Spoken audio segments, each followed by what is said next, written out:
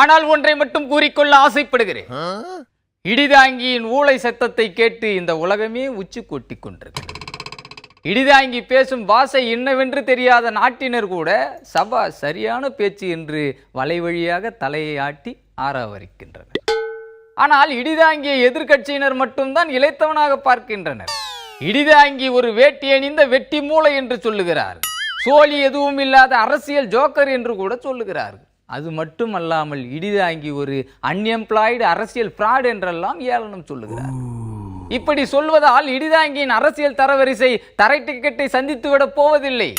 பொது வாழ்க்கை என்பது இடிதாங்கியை பொறுத்தவரையில் அது ஒரு பொழுதுபோக்கு என்று யாரும் நினைத்துவிடக்கூடாது.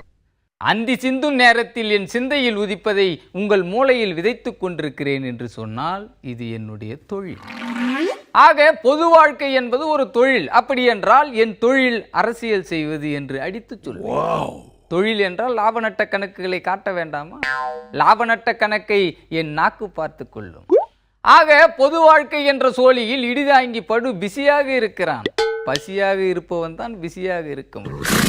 வருத்தப்படாத வாலிபர்களுக்கு கூட நிறைய வேலைகள் இருக்கும் என்பதை அவர்களது சங்கத்து குறிப்பேடுகள் செப்புகின்றன. அன்எம்ப்ளாய்டுகள் இருக்கிறபடியால் தான் எம்ப்ளாய்மெண்ட் அலுவலகங்களே பிஸியாக இயங்கிக் கொண்டு நாட்டிலே நாள் ஒன்றுக்கு 550 பேர் வேலை இழந்து வருவதாக ஆய்வு செய்தி ஒன்று இடிதாங்கியின் காதில் வந்து கசிந்திருக்கிறது.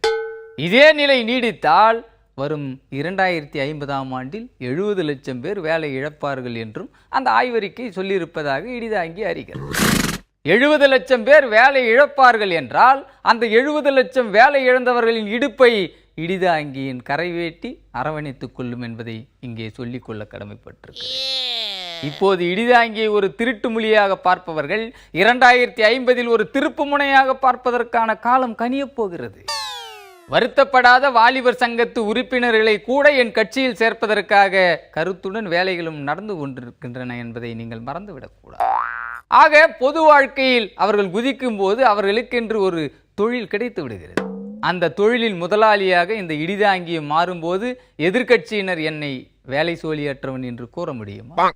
வட்டம் மாவட்டம் என்ற பெயரில் என் வருங்கால தொண்டர்கள் மீது பாய்ச்சப்படும் ஒளிவட்டத்தில் இடிதாங்கிக்கு பரிவட்டம் கட்டப்போவது உறுதி என்ற உண்மையை கூறி உங்கள் எல்லோரையும் எச்சரித்து விடைபெறுகிறேன். நன்றி, வணக்கம்.